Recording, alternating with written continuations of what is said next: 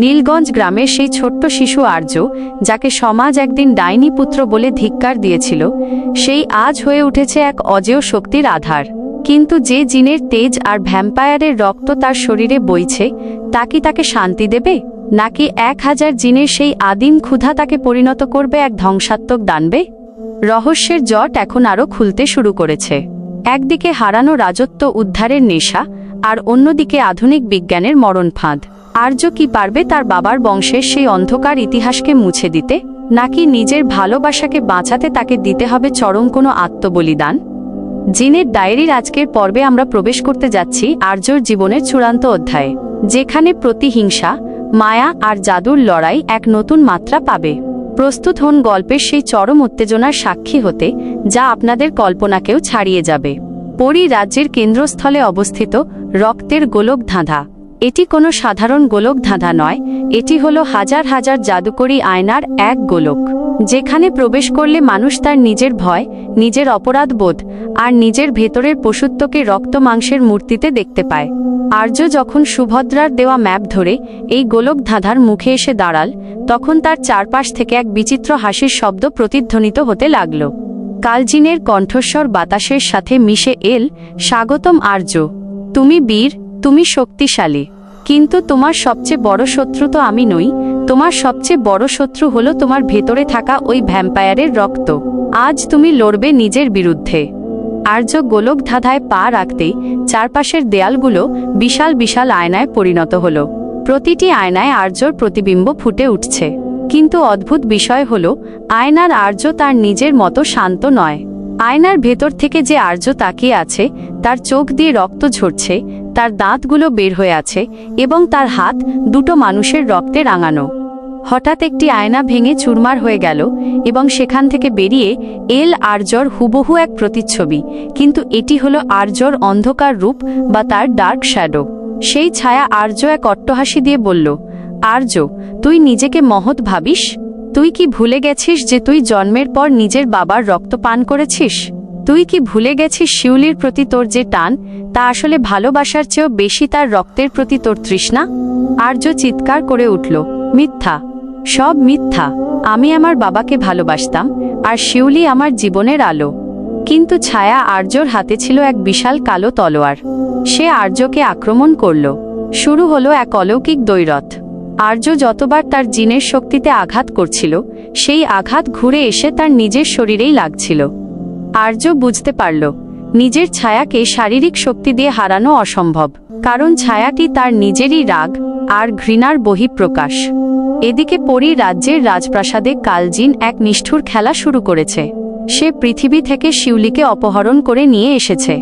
শিউলিকে একটি কাঁচের খাঁচায় বন্দি করে রাখা হয়েছে, যা ধীরে ধীরে বিষাক্ত গ্যাসে ভরে যাচ্ছে। কালজিন আর্যকে দেখানোর জন্য গোলক ধাঁধার প্রতিটি আয়নায় শিউলির যন্ত্রণাকাতর মুখচ্ছবি ফুটিয়ে তুলল। শিউলি চিৎকার করে বলছে, আর্য, আমাকে বাঁচাও, ওরা আমাকে মেরে ফেলবে। শিউলির এই আর্তনাদ শুনে আর্যর ভেতরের ভ্যাম্পায়ার সত্তা উন্মত্ত হয়ে উঠল। তার হিতাহিত জ্ঞান হারিয়ে গেল। সে উন্মাদের মতো গোলক ধাঁধার আয়নাগুলো ভাঙতে শুরু করল। তার হাত কেটে রক্ত ঝরতে লাগল। আর্যর রক্ত যখন ছায়া যোদ্ধা তৈরি করল। আর্য যখন প্রায় ক্লান্ত হয়ে মাটিতে লুটিয়ে পড়ল, তখন তার কানে এল তার বাবা আকাশের সেই পুরনো গান, যা তিনি মাঠে কাজ করার সময় গাইতেন। আকাশের সেই মায়াবী কণ্ঠ যেন আর্যর হৃদয়ে শান্তির জল ঢেলে দিল। আর্য চোখ বন্ধ করল। সে বুঝতে পারল, কালজিন তাকে রাগান্বিত করে তার বিচারবুদ্ধি নষ্ট করতে চাইছে, কারণ রাগই হল ভ্যাম্পায়ারদের সবচেয়ে বড় দুর্বলতা। আর্য শান্ত হয়ে বসল। সে তার তলোয়ার মাটিতে নামিয়ে রাখল। ছায়া আর্য যখন তাকে চূড়ান্ত আঘাত করতে এগিয়ে এল, আর্য তার দিকে তাকিয়ে ঘৃণা নয়, বরং মমতা ভরা চোখে হাসল। সে বলল, তুই আমার অন্ধকার দিক, কিন্তু অন্ধকার ছাড়া তো আলোর কোনো অস্তিত্ব নেই। আমি তোকে অস্বীকার করি না, আমি তোকে গ্রহণ করলাম, আমি তোকে ক্ষমা করলাম। আর্যর এই ক্ষমাসুলভ শান্ত রূপ দেখে ছায়া আর্য থমকে দাঁড়াল। জাদুকরী নিয়ম অনুযায়ী, যখনই কেউ নিজের ভেতরের দানবকে ক্ষমা করে দেয়, তখন সেই দানবের শক্তি নিঃশেষ হয়ে যায়। মুহূর্তের মধ্যে সব আয়না ধুলোয় মিশে গেল। গোলক ধাঁধাটি ভেঙে এক বিশাল প্রান্তরে পরিণত হল। কালজিন সিংহাসন থেকে লাফিয়ে উঠল। সে বিশ্বাস করতে পারছিল না যে এক কিশোর ভ্যাম্পায়ার তার কয়েক হাজার বছরের পুরনো জাদু এভাবে ভেঙে দিল। আর্য এখন গোলক ধাঁধা থেকে মুক্ত। তার সামনে এখন বিশাল রাজপ্রাসাদ, যেখানে তার মা মায়াকে একসময় অপমান করা হয়েছিল। আর্যর হাতে এখন সেই নীল রক্তজবার তলোয়ার। সে প্রাসাদের দরজার দিকে এগিয়ে গেল, কিন্তু সেখানে তার জন্য অপেক্ষা করছিল কালজিনের প্রধান সেনাপতি, যার নাম রক্তখেকো কালপুরুষ। এই সেনাপতি হল এক বিশাল দেহী জিন, যার শরীরে 1000 মানুষের রক্ত প্রবাহিত হচ্ছে। আর্য দেখল প্রাসাদের চূড়ায় শিউলি অচেতন হয়ে পড়ে আছে। আর্যর ভেতরে এখন 1000 জিনের সম্মিলিত গর্জন শুরু হয়েছে। সে তার তলোয়ার উঁচিয়ে ধরল। আকাশের বিদ্যুৎ যেন আর্যর তলোয়ারে এসে মিশে গেল। আর্য বজ্রকণ্ঠে বলল, কাল জিন, আজকের সূর্য ডোবার আগেই তোর পাপের সাম্রাজ্য শেষ হবে। আজ কোনো পরী বা জিন নয়, আজ এই মাটি আর রক্তের সন্তান বিচার করবে। পরী রাজ্যের সাধারণ প্রজারা, যারা এতক্ষণ ভয়ে লুকিয়েছিল, তারা আর্যর এই তেজ দেখে ঘর থেকে বেরিয়ে এল। তারা দেখল তাদের আসল রাজপুত্র ফিরে এসেছে। পরী রাজ্যের রাজপ্রাসাদের সামনে তখন প্রলয় শুরুর আগের নিস্তব্ধতা। একদিকে আর্য, একলা কিশোর যোদ্ধা, যার চোখে তার বাবার সরলতা আর মায়ের তেজ। অন্যদিকে রক্তখেকো কালপুরুষ, যার বিশাল দেহ দেখে মনে হয় যেন পাহাড়ের খাঁজ থেকে বেরিয়ে আসা কোনো জমাটবদ্ধ অন্ধকার। কালপুরুষের হাতে এক বিশাল গদা, যা থেকে প্রতি মুহূর্তে আগুনের স্ফুলিঙ্গ ছিটকে পড়ছে। কালজিন প্রাসাদের বারান্দা থেকে অট্টহাসি দিয়ে বলল, কালপুরুষ, এই ছোকরার ঘাড় মটকে ওর রক্ত আজ এই তরুণ দ্বারে ছিটিয়ে দাও। ওর প্রতিটি ফোঁটা রক্ত যেন আমার সিংহাসনের শক্তি বাড়ায়। কালপুরুষ এক বিকট হুঙ্কার দিয়ে আর্যর দিকে ধেয়ে এল। তার পায়ের চাপে পরী রাজ্যের মাটির পাথরগুলো গুঁড়ো হয়ে যাচ্ছিল। আর্য স্থির হয়ে দাঁড়িয়ে রইল। যখন গদাটি আর্যর মাথায় আঘাত করতে যাবে, ঠিক সেই মুহূর্তে আর্য তার ভ্যাম্পায়ার গতি ব্যবহার করে বাতাসে মিলিয়ে গেল। কালপুরুষ অবাক হয়ে চারদিকে খুঁজতে লাগল। হঠাৎ তার পিঠের ওপর থেকে আর্যর কণ্ঠ শোনা গেল, কালপুরুষ, তুমি কয়েক হাজার মানুষের রক্ত খেয়ে শক্তিশালী হয়েছ ঠিকই, কিন্তু তুমি কখনো 1000 জিনের সম্মিলিত ইচ্ছার মুখোমুখি হওনি। আর্যর হাতের তলোয়ার থেকে নীল বিদ্যুৎ ঠিকরে বেরোতে শুরু করল। সে কালপুরুষের কাঁধের ওপর দাঁড়িয়ে তলোয়ারটি তার পিঠের বর্মে গেঁথে দিল। কিন্তু কালপুরুষ সাধারণ কোনো জিন ছিল না। সে তার শরীরকে লোহায় পরিণত করার জাদু জানত। আর্যর তলোয়ারে স্ফুলিঙ্গ ছিটকে বেরোলেও কালপুরুষের কোনো ক্ষতি হল না, বরং সে আর্যকে ঝাপটে ধরে মাটিতে আছাড় দিল। মাটিতে পড়ে আর্যর মুখ দিয়ে নীল রক্ত বেরিয়ে এল। সে দেখল প্রাসাদের চূড়ায় থাকা শিউলির খাঁচাটি আরও নিচে নেমে আসছে। বিষাক্ত গ্যাস শিউলির ফুসফুসে ঢুকছে। আর্যর বুকের ভেতরটা হাহাকার করে উঠল। সে জানত, যদি সে এখন হেরে যায় তবে শিউলি মারা যাবে এবং পরী রাজ্যে চিরকালের জন্য অন্ধকার নেমে আসবে। ঠিক সেই সংকটে আর্যর ভেতরে এক বিচিত্র পরিবর্তন শুরু হলো। সে তার চোখ বন্ধ করে মনে মনে ডাকল তার পূর্বপুরুষদের। হঠাৎ তার শরীরের প্রতিটি শিরা উপশিরা ফুলে উঠতে লাগল। তার পিঠ থেকে এবার সত্যিই দুটি বিশাল কালচে নীল ডানা বেরিয়ে এল। এটি ছিল তার পরিসত্তার রাজকীয় রূপ। আর্যর শরীরের চারপাশ থেকে এক অদ্ভুত মহাজাগতিক ঘূর্ণি তৈরি হল। সে বুঝতে পারল, তার ভেতরের 1000 জিনের শক্তি এখন তার আজ্ঞাবহ। আর্য শূন্যের ডানা মেলে উড়ল।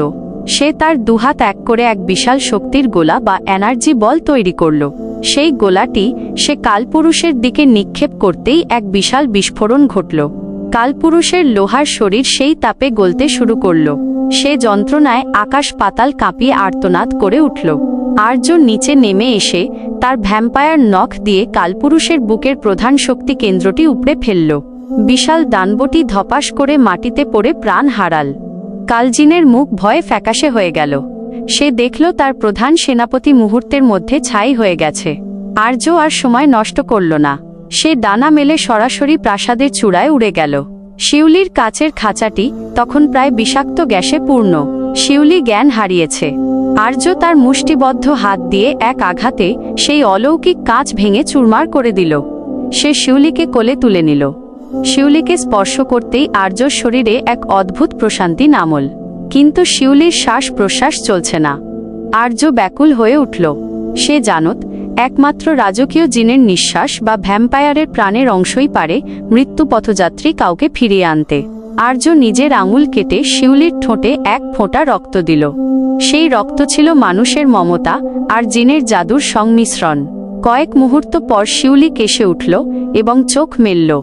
শিউলি আর্যকে জড়িয়ে ধরে ডুকরে কেঁদে উঠল। আর্য, আমি জানতাম তুমি আসবে।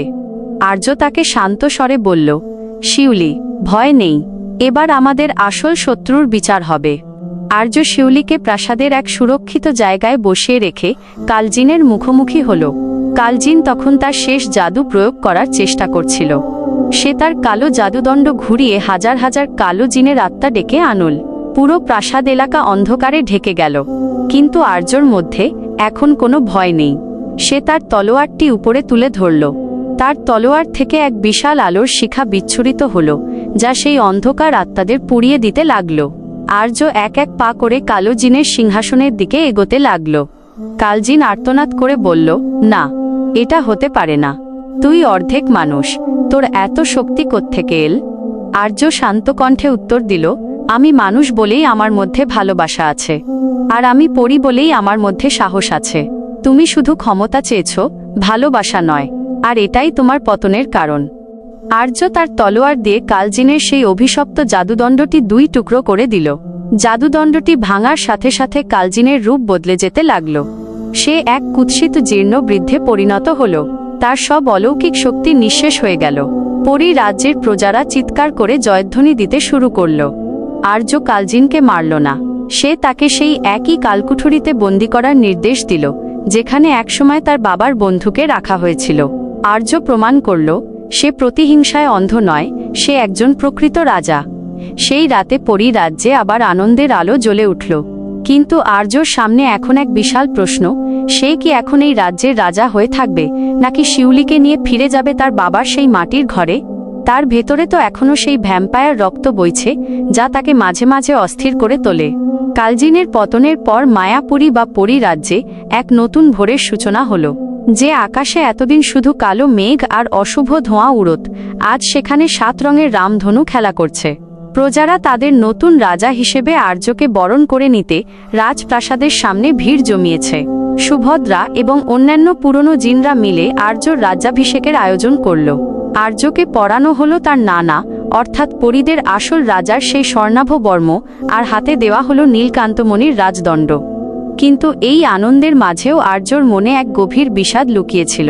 সে রাজপ্রাসাদের ব্যালকনিতে দাঁড়িয়ে দূরে দিগন্তের দিকে তাকিয়েছিল, যেখানে আকাশ আর মাটি মিশে গেছে।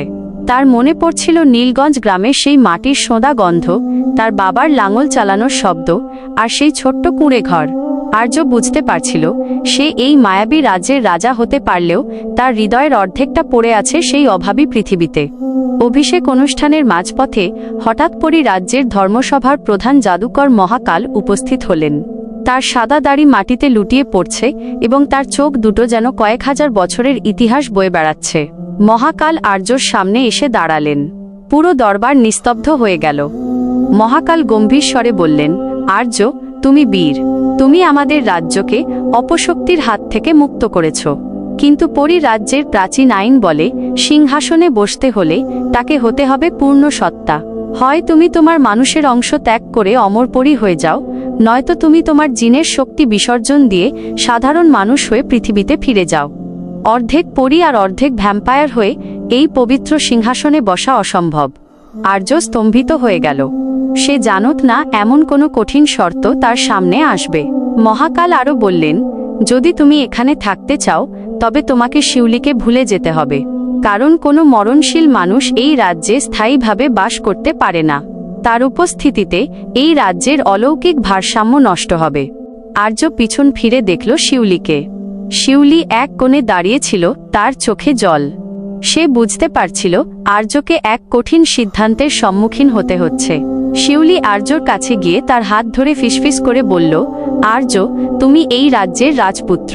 তোমার মা এই রাজ্যের জন্য অনেক কষ্ট সহ্য করেছেন। তুমি এখানেই থেকে যাও।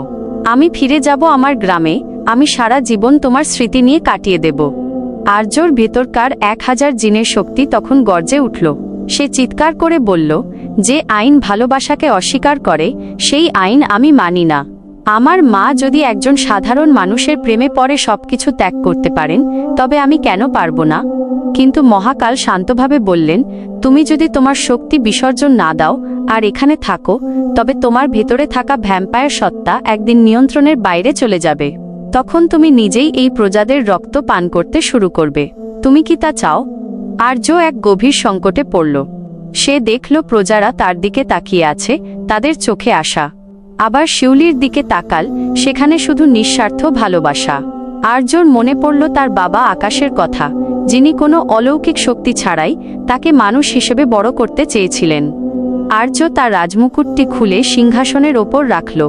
সে মহাকালের দিকে তাকিয়ে বলল, আমি এই সিংহাসন চাই না, আমি চাই শান্তি। তবে আমি আমার জিনের শক্তিও বিসর্জন দেব না, কারণ এই শক্তি আমার মায়ের দেওয়া আশীর্বাদ, যা দিয়ে আমি পৃথিবীর অন্যায় দমন করব। আমি পরী রাজ্যে থাকব না, আবার আমি শুধু সাধারণ মানুষ হয়েও থাকব না। আমি হব এই দুই জগতের সেতুবন্ধন। আর্য শিউলির হাত শক্ত করে ধরল। সে সুভদ্রার হাতে রাজ্যের শাসনের ভার দিয়ে বলল, তুমি এই রাজ্য চালাও। যদি কখনো বড় কোনো বিপদ আসে, আমি ফিরে আসব। আমি নীলগঞ্জ গ্রামের সেই অন্ধকার বনেই থাকব, যেখানে আমার বাবা ঘুমিয়ে আছেন। শিউলি অবাক হয়ে বলল, আর্য, তুমি আমার জন্য এত বড় রাজ্য ত্যাগ করলে? আর্য মৃদু হাসল, তার সেই ভ্যাম্পায়ার দাঁত দুটো চাঁদের আলোয় চিকচিক করে উঠল। সে বলল, রাজপ্রাসাদের চেয়ে তোমার চোখের মায়া অনেক বেশি দামি শিউলি। আর্য তার বিশাল ডানা দুটো শেষবারের মতো মেলল। সে শিউলিকে কোলে তুলে নিয়ে সেই রক্তবর্ণের সিঁড়ি দিয়ে নিচে নামতে শুরু করল। পরী রাজ্যের বাসিন্দারা অবাক হয়ে দেখল, তাদের শ্রেষ্ঠ রাজা এক সাধারণ ভালোবাসার টানে রাজত্ব ত্যাগ করছে। তারা যখন আবার নীলগঞ্জ গ্রামের সেই বটগাছের নিচে পৌঁছাল, তখন সূর্য উদিত হচ্ছে।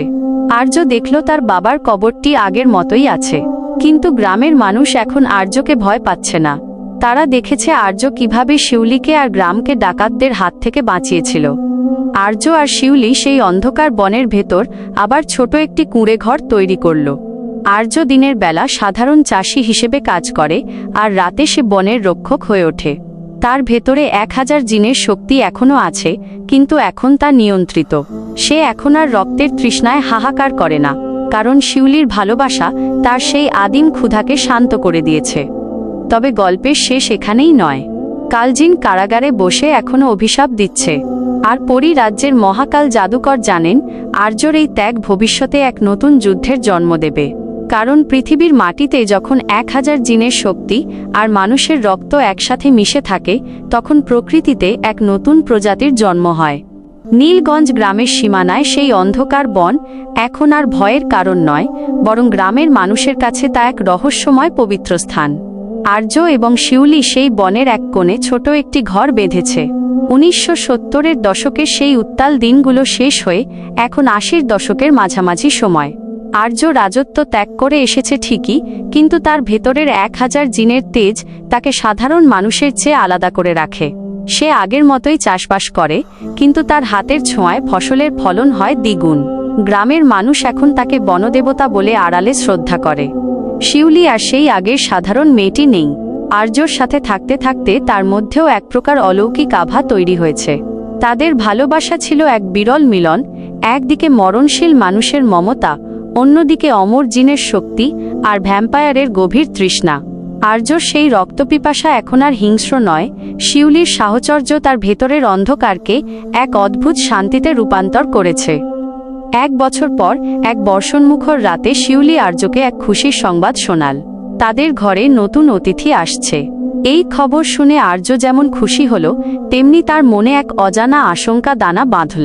সে জানত তার রক্ত সাধারণ নয়, সে অর্ধেক মানুষ, অর্ধেক পরী, এবং তার ভেতরে 1000 জিনের শক্তি। এই সংমিশ্রণে যে সন্তান জন্ম নেবে, তার ভবিষ্যৎ কি হবে? সে কি মানুষের মতো সহজ জীবন পাবে, নাকি তাকেও আর্যর মতো দুই জগতের দ্বন্দ্বে জ্বলতে হবে? মাসের পর মাস অতিবাহিত হল। শিউলির গর্ভে যে সন্তান বড় হচ্ছিল, তার প্রভাব প্রকৃতির ওপর পড়তে শুরু করল। বনের পশু পাখিরা অকারণে আকাশের দিকে তাকিয়ে ডাকত। পূর্ণিমার রাতে বন থেকে এক অদ্ভুত নীল আলো ঠিকরে বের হতো। আর্য লক্ষ্য করল, শিউলি যখন ঘুমাত, তার চারপাশের বাতাস নিজে থেকেই শীতল হয়ে যেত। কিন্তু এই সুখের আড়ালে এক নতুন শত্রুর পদধ্বনি শোনা যাচ্ছিল। পরী রাজ্যের সেই কারাগার থেকে কালজিন মারা গেলেও তার এক বিশ্বস্ত অনুচর ছায়া জাদুকর রক্তবীজ পৃথিবীতে পালিয়ে আসতে সক্ষম হয়েছে। রক্তবীজ জানত, আর্যর সন্তান যদি জন্ম নেয় তবে তার রক্ত হবে পৃথিবীর সবচেয়ে শক্তিশালী জাদুকরী উপাদান। সেই রক্ত পান করতে পারলে রক্তবীজ নিজেই পরী রাজ্যের নতুন একচ্ছত্র সম্রাট হতে পারবে। রক্তবীজ নীলগঞ্জ গ্রামে এক ভিক্ষুকের বেশে প্রবেশ করল। সে গ্রামের সহজ সরল মানুষকে আবার উস্কে দিতে শুরু করল। সে রটনা রটিয়ে দিল যে আর্যর ঘরে যে সন্তান আসছে সে হবে এক রাক্ষস এবং তার জন্মের সাথে সাথে পুরো নীলগঞ্জ গ্রাম ধ্বংস হয়ে যাবে। গ্রামের মানুষ যারা আর্যকে ভালোবাসত তাদের মনে আবার ভয়ের বিষ ঢুকতে শুরু করল। একদিন বিকেলে আর্য যখন খেতে কাজ করছিল সে বাতাসের গন্ধে এক পচা লাশের গন্ধ পেল। সে বুঝতে পারল কোনো অশুভ শক্তি গ্রামে ঢুকেছে। সে দ্রুত বাড়ি ফিরে দেখল শিউলি প্রসব বেদনায় ছটফট করছে, কিন্তু কুঁড়ে ঘরের বাইরে তখন কালো মেঘের মতো কয়েকশো জিনের আত্মা ঘিরে ধরেছে। এরা রক্তবীজের তৈরি করা মায়াবী সৈন্য। আর্য তার তলোয়ারটি হাতে নিল। তার চোখ দুটো আবার টকটকে লাল হয়ে উঠল। সে শিউলির হাত ধরে বলল, ভয় পেও না শিউলি, আমি থাকতে কেউ আমাদের সন্তানের ক্ষতি করতে পারবে না। আর্য ঘরের বাইরে বেরিয়ে আসতেই রক্তবীজ তার আসল রূপে প্রকট হল। রক্তবীজ অট্টহাসি দিয়ে বলল, আর্য, তুমি সিংহাসন ত্যাগ করেছ, শক্তি ত্যাগ করনি। আজ তোমার ওই সন্তানের রক্ত দিয়ে আমি আমার অমরত্বের শেষ ধাপ পূরণ করব। পথ ছাড়ো। আর্যর গর্জন বন কাঁপিয়ে দিল। সে তার ডানা মেলে শূন্যে ভাসল। তার 1000 জিনের শক্তি আর্যর চারপাশে এক অভেদ্য সুরক্ষা দেয়াল তৈরি করল। কিন্তু রক্তবীজ অত্যন্ত ধূর্ত। সে সরাসরি আর্যকে আক্রমণ না করে তার কালো জাদু দিয়ে শিউলির ওপর মানসিক চাপ সৃষ্টি করতে লাগল। ঘরের ভেতর শিউলি যন্ত্রণায় চিৎকার করে উঠল। ঠিক সেই মুহূর্তে ঘরের ভেতর থেকে এক তীব্র সোনালী আলোর বিচ্ছুরণ ঘটল। সেই আলো এতটাই শক্তিশালী ছিল যে বাইরের কালো জিনগুলো মুহূর্তের মধ্যে বাষ্প হয়ে উড়ে গেল। রক্তবীজ সেই আলোর তেজে অন্ধ হয়ে কয়েক হাত পিছিয়ে গেল। আর্য অবাক হয়ে দেখল তার সন্তানের জন্ম হয়েছে। কিন্তু এ কি? শিশুটির কান্না যখন বনের নিস্তব্ধতা ভাঙল তখন আকাশের মেঘ সরে গিয়ে এক বিশাল উজ্জ্বল নক্ষত্র দেখা দিল। আর্য ঘরে ঢুকে দেখল শিউলির কোলে এক ফুটফুটে কন্যা সন্তান। তার গায়ের রং সাধারণ মানুষের মতো নয়, বরং তার রূপলি রঙের মতো চমকাচ্ছে। আর সবচেয়ে বড় আশ্চর্যের বিষয় হল জন্মের কয়েক মিনিটের মধ্যেই শিশুটির পিঠে দুটি ছোট্ট সোনালি ডানা ফুটে উঠল। আর্যর কন্যাটি সাধারণ কোনো ভ্যাম্পায়ার বা জিন নয়, সে হল স্বর্ণপরী, এক এমন প্রজাতি যার কথা পরী রাজ্যের প্রাচীন কিতাবেও লেখা নেই। তার এক হাসিতেই রক্তবীজের করা সমস্ত কালো জাদু ধুলোয় মিশে গেল। রক্তবীজ ভয়ে প্রাণ নিয়ে বন ছেড়ে পালিয়ে গেল। আর্য তার কন্যাকে কোলে তুলে নিল। তার চোখে আনন্দ আর আশঙ্কার জল। সে বুঝল তার যুদ্ধ শেষ হয়নি। তার কন্যাকে রক্ষা করার জন্য তাকে এখন পুরো পৃথিবীর বিরুদ্ধে দাঁড়াতে হতে পারে। শিউলি ক্লান্ত মুখে হাসল। সে জানত এই শিশুটিই হবে আগামী দিনের আলোর দিশারি। আর্য তার মেয়ের নাম রাখল মায়াবতী, তার মায়ের স্মরণে। কিন্তু এই মায়াবতীর মধ্যে যে ক্ষমতা লুকিয়েছিল তা ছিল 1000 জিনের চেয়েও বেশি। তার এক ফোঁটা রক্তে যেমন মৃত মানুষকে জীবন দেওয়ার ক্ষমতা ছিল, তেমনি ছিল এক পলকে কোনো সাম্রাজ্য ধ্বংস করার শক্তি। সময় তার আপন গতিতে বয়ে চলে। নীলগঞ্জ গ্রামের সেই অন্ধকার বনের কুঁড়ে ঘরটি এখন এক মায়াবী কুঞ্জে পরিণত হয়েছে। মায়াবতীর বয়স এখন 5 বছর। এই 5 বছরে আর্যর জীবন পুরোপুরি বদলে গেছে। সে এখন শুধু একজন যোদ্ধা বা কৃষক নয়, সে একজন অতি সতর্ক পিতা। মায়াবতী সাধারণ কোনো শিশু নয়।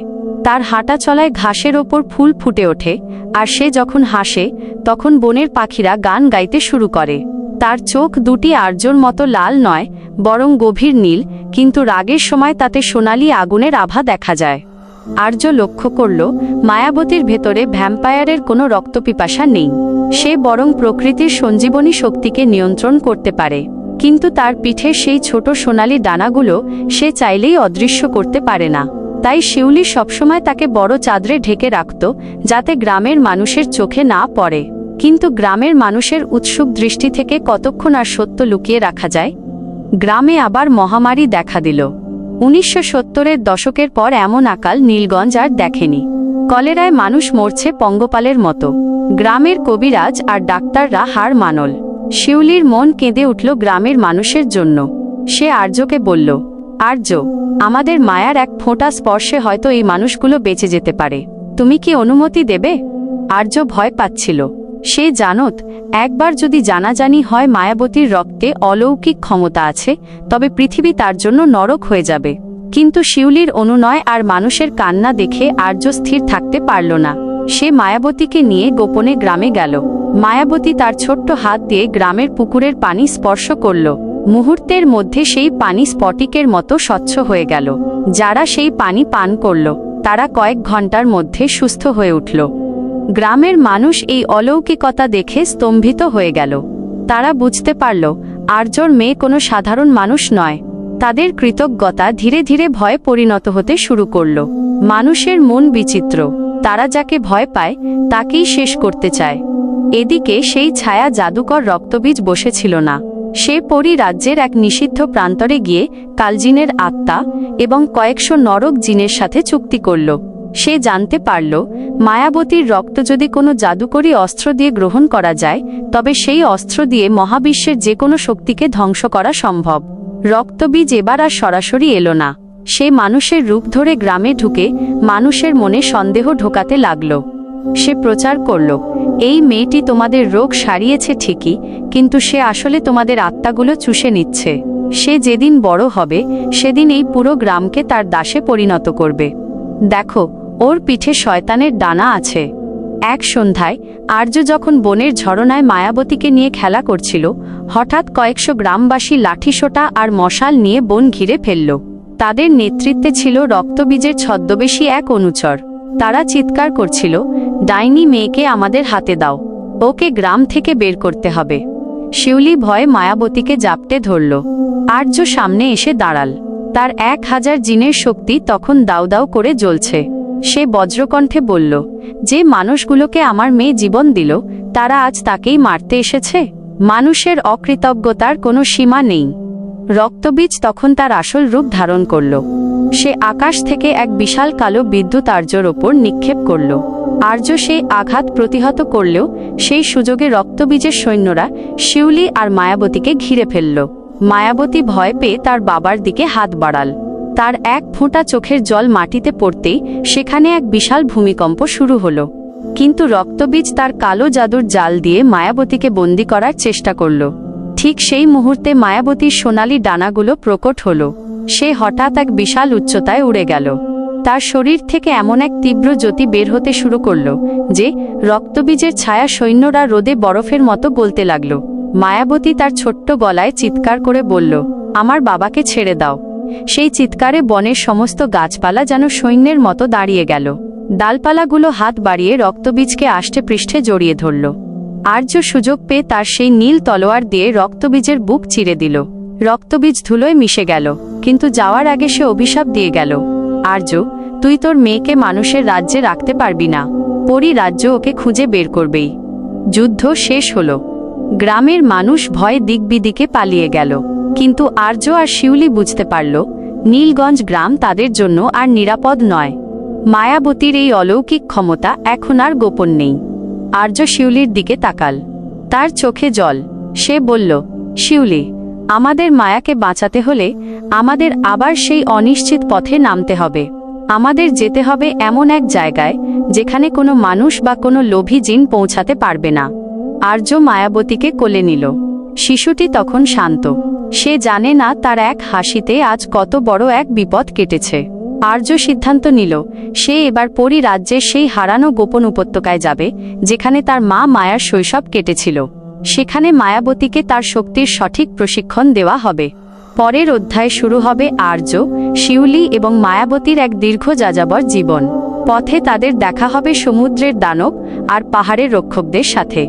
মায়াবতী কি পারবে তার ভেতরের সেই 1000 জিনের চেয়েও শক্তিশালী ক্ষমতাকে পূর্ণতা দিতে? নীলগঞ্জ গ্রামের মায়া ত্যাগ করে আর্য যখন তার পরিবারকে নিয়ে গভীর রাতের অন্ধকারে বেরিয়ে পড়ল, তখন এক পশলা বৃষ্টি ধুয়ে দিচ্ছিল তার ফেলে আসা স্মৃতিগুলো। আর্য জানত, রক্তবীজ মরেছে ঠিকই, কিন্তু সে যে অভিশাপ দিয়ে গেছে তা সত্য হতে সময় নেবে না। পরী রাজ্যের ক্ষমতার লোভী জাদুকররা এখন মায়াবতীর পেছনে হন্যে হয়ে ঘুরবে। তাই আর্য সিদ্ধান্ত নিল সে সমতল ভূমি ছেড়ে সমুদ্রের ওপারে কুয়াশা দ্বীপে চলে যাবে, যেখানে কোনো মানচিত্রের রেখা পৌঁছাতে পারে না। 3 দিন বিরতিহীন হাঁটার পর তারা এসে পৌঁছাল বঙ্গোপসাগরের এক নির্জন মোহনায়।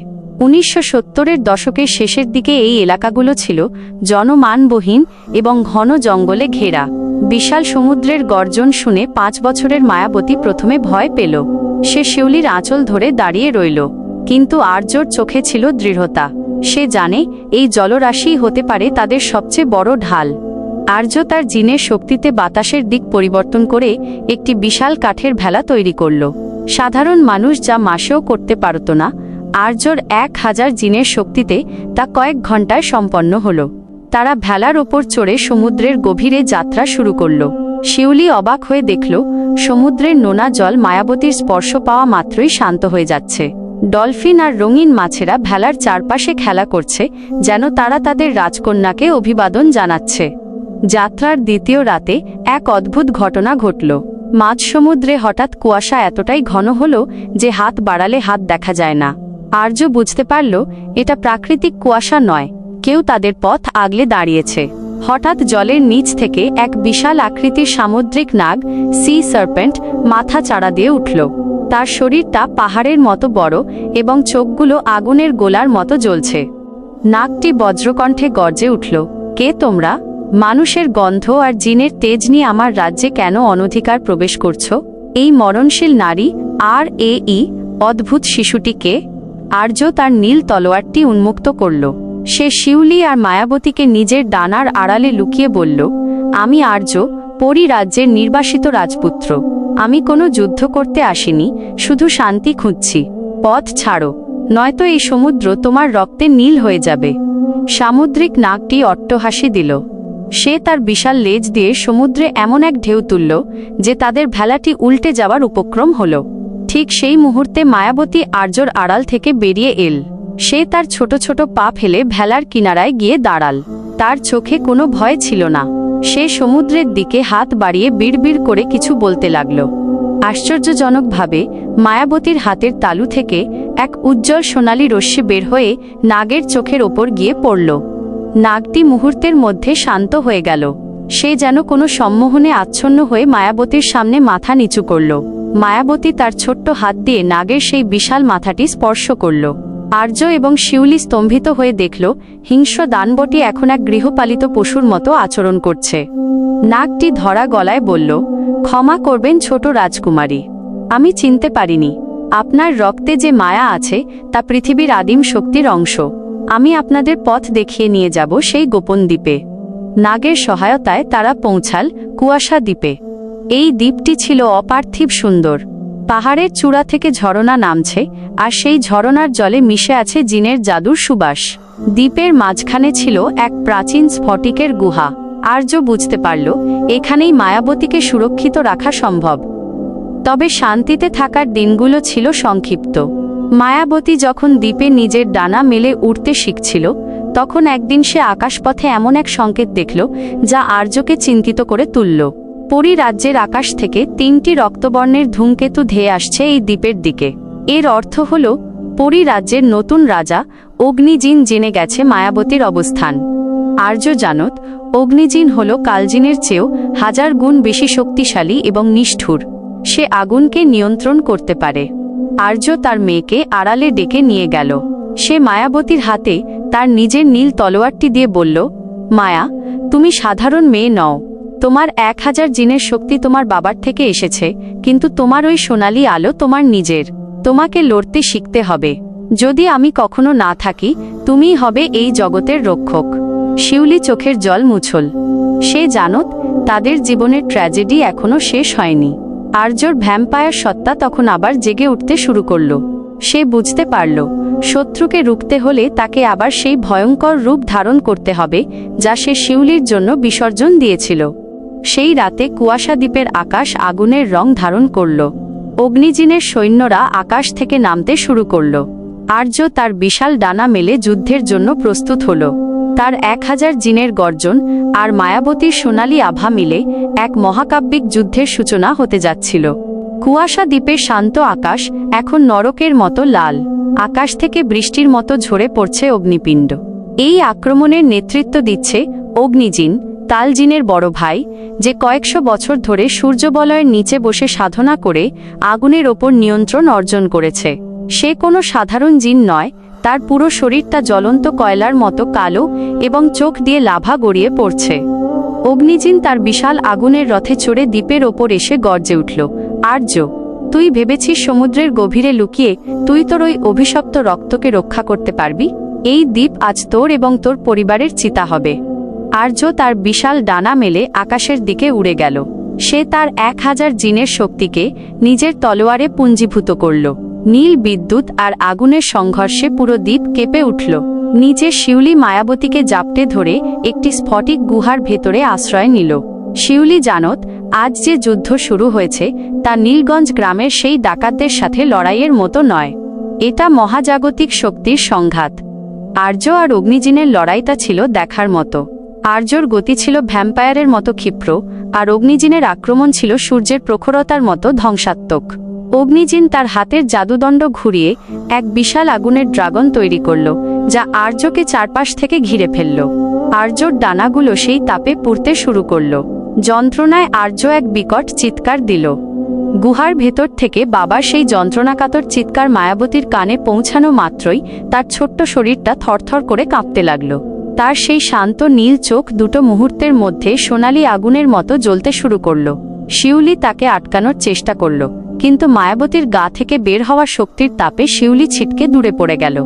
মায়াবতী গুহা থেকে বেরিয়ে এল। সে দেখল আকাশ থেকে তার বাবা রক্তাক্ত অবস্থায় নিচে পড়ে যাচ্ছেন। আর্যর সেই রাজকীয় ডানাগুলো এখন কয়লার মতো কালো হয়ে গেছে। অগ্নিজিন তখন অট্টহাসি দিয়ে আর্যর বুকে তার তপ্ত পা রাখল। ঠিক সেই মুহূর্তে মায়াবতীর ভেতর থেকে 1000 নয়, বরং কয়েক হাজার জিনের সম্মিলিত গর্জন বের হল। তার পিঠের সেই সোনালি ডানাগুলো হঠাৎ কয়েক গুণ বড় হয়ে গেল।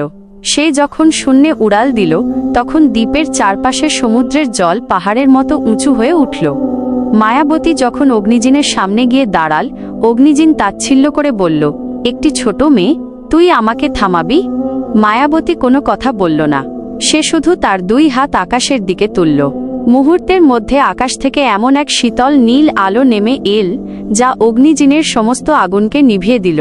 মায়াবতীর শরীর থেকে বের হওয়া সোনালি আভা এখন এক বিশাল ঝড়ে পরিণত হয়েছে। সে তার হাতের এক ইশারায় অগ্নিজিনের সেই আগুনের রথকে বালির প্রাসাদের মতো চূর্ণ করে দিল। অগ্নিজিন ভয় পেয়ে গেল। সে বুঝতে পারল, এই শিশুটির মধ্যে যে শক্তি আছে তা পরী রাজ্যের কোনো কিতাবে লেখা নেই।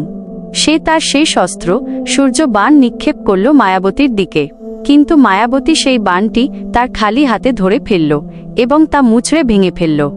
মায়াবতী বজ্রকণ্ঠে বলল, আমার বাবাকে ছোঁয়ার সাহস তুমি কিভাবে করলে? মায়াবতীর সেই তেজে পুরো দ্বীপের মাটি ফেটে গেল। সে তার সোনালী শক্তির এক বিশাল ধাক্কায় অগ্নিজিনকে মহাশূন্যের দিকে ছুঁড়ে দিল। অগ্নিজিন পুড়তে পুড়তে উল্কার মতো মহাকাশে বিলীন হয়ে গেল। তার বিশাল সেনাবাহিনী ভয়ে যে যেদিকে পারল পালিয়ে গেল। কিন্তু জয়ের আনন্দ বেশিক্ষণ স্থায়ী হল না। মায়াবতী নিচে নেমে দেখল আর্য নিথর হয়ে পড়ে আছে। তার শরীর আগুনে পুড়ে ঝলসে গেছে। শিউলি আর্যর পাশে বসে ডুকরে কাঁদছে। আর্যর ভ্যাম্পায়ার পুনর্জন্মের ক্ষমতাও আগুনের এই গভীর ক্ষত সারাতে পারছিল না। আর্য অতি কষ্টে চোখ মেলল। সে মায়াবতীর মাথায় হাত রেখে ক্ষীণ স্বরে বলল, কেঁদো না মা, তুমি আজ প্রমাণ করেছ তুমি এই জগতের শ্রেষ্ঠ রক্ষক। মায়া, তোমার ভেতরের এই আলো যেন কখনো নিভে না যায়। মানুষের জন্য মমতা রেখো, ঘৃণা নয়। আর্যর হাতটা ধীরে ধীরে ঝুলে পড়ল। নীলগঞ্জ গ্রামের সেই সুদর্শন চাষি, পরী রাজ্যের সেই বিদ্রোহী রাজপুত্র আর শিউলির প্রিয় আর্য, সবাই যেন এক নিমিষে স্তব্ধ হয়ে গেল। শিউলির কান্নায় সমুদ্রের জলও যেন বিমর্ষ হয়ে পড়ল। কিন্তু মায়াবতী কাঁদল না। তার চোখে এখন আর আগের মতো সারল্য নেই। সে তার বাবার লাঙল থেকে তৈরি সেই নীল তলোয়ারটি মাটি থেকে তুলে নিল। সে বুঝল তার শৈশব আজ এখানেই শেষ। মায়াবতী শিউলির হাত ধরে বলল, মা, চলো, আমাদের আর পালানোর সময় নেই। এবার আমরা যাব পরী রাজ্যের সেই অন্ধকার দুর্গে। যারা আমার বাবাকে আমাদের কাছ থেকে কেড়ে নিয়েছে তাদের সিংহাসন আমি ধুলোয় মিশিয়ে দেব। মায়াবতীর বয়স মাত্র 6 বছর, কিন্তু তার কাঁধে এখন এক বিশাল উত্তরাধিকার। সে আর্যর সেই 1000 জিনের শক্তি আর তার নিজের সোনালী আলো নিয়ে যাত্রা শুরু করল পরী রাজ্যের দিকে। তার লক্ষ্য এখন আর শুধু শান্তি নয়, তার লক্ষ্য হলো এক নতুন ন্যায় বিচার। আর্যর শক্তির এই তাণ্ডব আর রহস্যের জাল দিন দিন আরও ঘনীভূত হচ্ছে। কিন্তু জিনের এই উত্তরাধিকার আর ভ্যাম্পায়ার রাজপুত্রের আসল লড়াই কি তবে শুরু হতে চলেছে? আর্যর সামনে এখন কোনো নতুন বিপদ তো পেতে আছে, তা জানতে হলে আপনাদের আরও কিছুটা অপেক্ষা করতে হবে। বন্ধুরা, এই মহাকাব্যিক গল্পের পার্ট 1 এবং পার্ট 2 ইতিমধ্যেই আমাদের চ্যানেলে আপলোড করা হয়েছে। আপনারা যারা শুরু থেকে এই রহস্যময় যাত্রাটি উপভোগ করতে চান, তারা এখনই আমাদের চ্যানেলে গিয়ে আগের পর্বগুলো দেখে নিন। গল্পের পরবর্তী ধাপে আর্যর সাথে কি ঘটতে চলেছে সেই রোমাঞ্চকর পার্ট 3 দেখতে চাইলে এখনই আমাদের জিনের ডায়েরি চ্যানেলটি সাবস্ক্রাইব করে রাখুন। মনে রাখবেন, এই ভিডিওতে যদি 5000 ভিউ পূর্ণ হয়, তবে আমরা কথা দিচ্ছি খুব শীঘ্রই নিয়ে আসব গল্পের সেই হাড় কাঁপানো তৃতীয় পর্ব। তাই দেরি না করে ভিডিওটিতে একটি লাইক দিন, প্রচুর শেয়ার করুন আর কমেন্টে জানান পার্ট 3 জন্য আপনি কতটা অধীর আগ্রহে অপেক্ষা করছেন। আপনাদের ভালোবাসা আর সাড়া পেলেই আমাদের ডায়েরির পরবর্তী রহস্যময় পাতাটি উন্মোচিত হবে। দেখা হবে খুব দ্রুত পার্ট 3 সেই ভয়ঙ্কর সুন্দর নতুন জগতে। ধন্যবাদ।